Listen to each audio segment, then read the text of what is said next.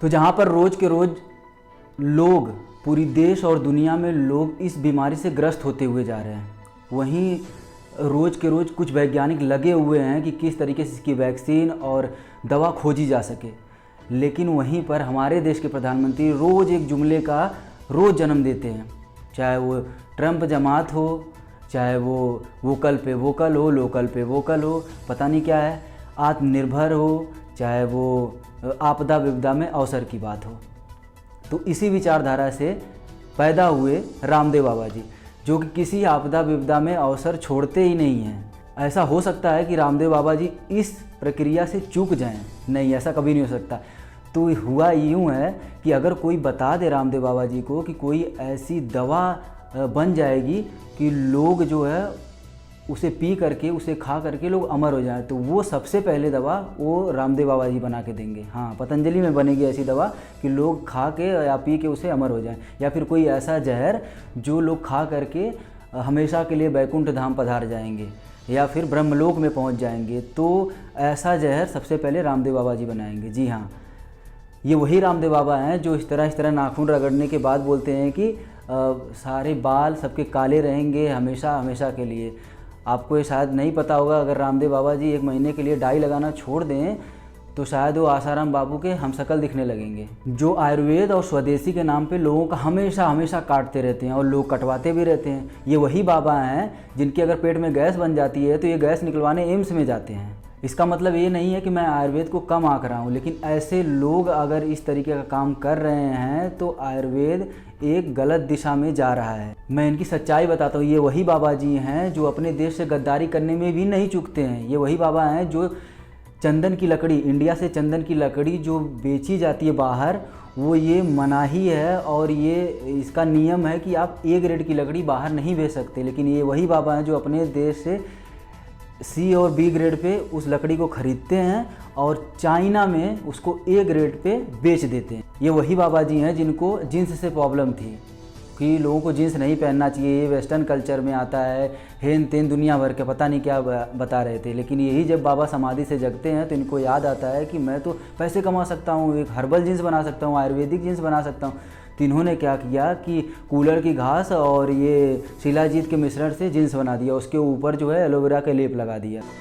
तो आप सोच रहे होंगे कि मैं आपको ये सब क्यों बता रहा हूँ। ये इसलिए बता रहा हूँ कि शायद आप इस इतिहास से वंचित न रह जाएं। जैसे हालत चल रही है देश दुनिया की, शायद आप कुछ दिन जिंदा रहें कि ना रहें, तो आप इसको जान लेना चाहिए, क्योंकि आगे आने वाले समय में आप लोगों को बता सकें। ये वही बाबा जी हैं जो मैगी को नकारते थे कि अरे मैगी नूडल नहीं खाना चाहिए, लेकिन यही बाबा जी कुछ दिन बाद जगे और फिर अपनी मैगी लॉन्च कर दी। तो आपको मैगी के बारे में सब पता होगा कि मैगी को कैसे बदनाम किया इन्होंने। उसके बाद फिर जैसे तैसे मैगी ने फिर से रिकवर कर लिया और इनकी सारी की सारी गणित रखी रह गई। ये वही रामदेव बाबा जी हैं जो बोलते थे कि बीजेपी की सरकार आएगी तो जो पेट्रोल होगा वो 35 रुपये लीटर मिलेगा। जी हाँ, तो आप समझ सकते हैं कि ये किस तरीके की विचारधारा से, किस तरीके की मानसिकता से बिलोंग करते हैं। ये वही बाबा जी हैं जो एक बेसन तो सही से बना नहीं सकते। इनके हज़ारों हज़ार प्रोडक्ट पे बता रहा हूँ कि इनके FIR है और केस दर्ज है कि इनमें मिलावट की जाती है। जी हाँ, इनके मिलावट की जाती है। अलग अलग राज्यों में इनके खिलाफ केस दर्ज हैं कि ये इनके प्रोडक्ट में मिलावट है।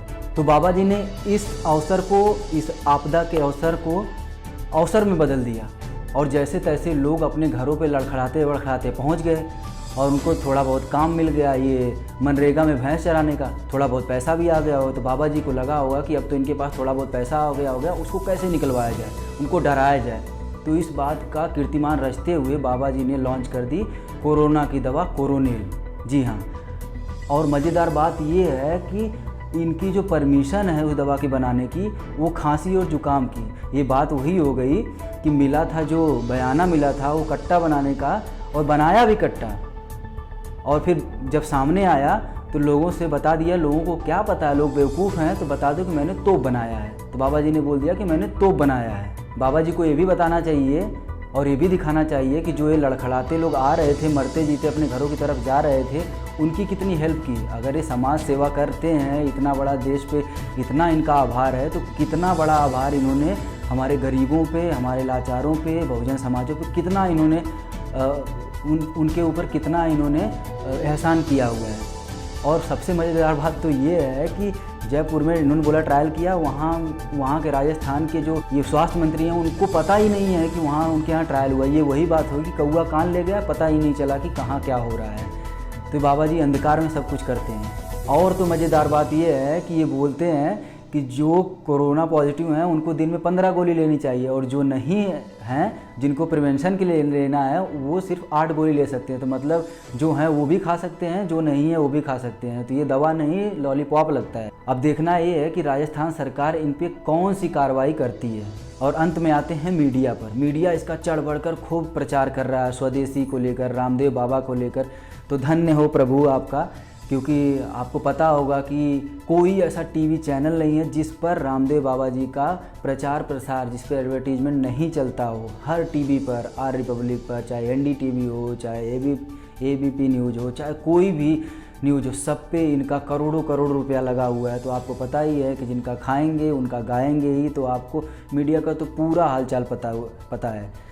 तो इसलिए वो दिन भर गा रही है। लेकिन ये महाराष्ट्र में बैन कर दी गई है। और आपको भी कभी ये दवा मिल जाए तो गलती से खा मत लेना, ठीक है। हो सकता है कोरोना ना हो तो भी हो जाए, ठीक है। तो मैं चलता हूँ और अगली वीडियो का इंतज़ार करिए। धन्यवाद।